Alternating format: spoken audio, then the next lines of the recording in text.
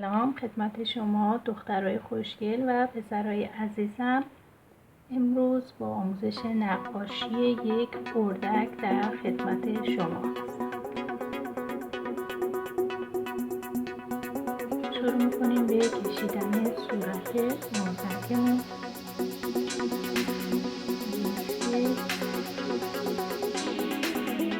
اردک ها مثل خیلی زیبایی.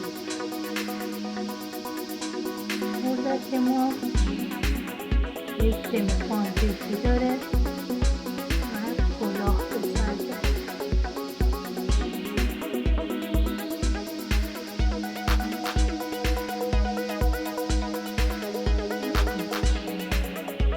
کلاهش رو براتون میکشم.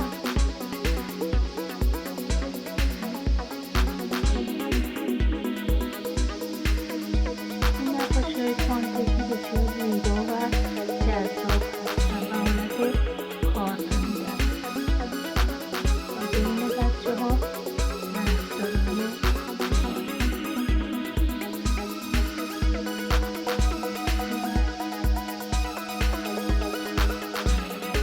دوگانه صحبت میکنیم.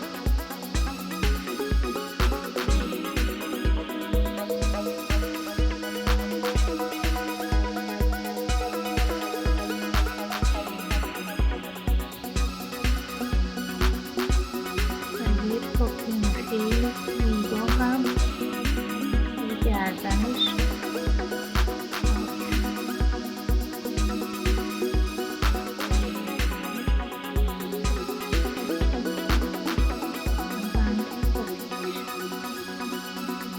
حالا بدن اردکمون رو میکشیم.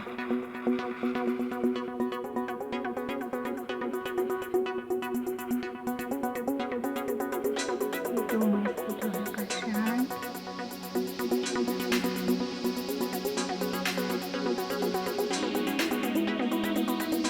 نوبت به بال اردک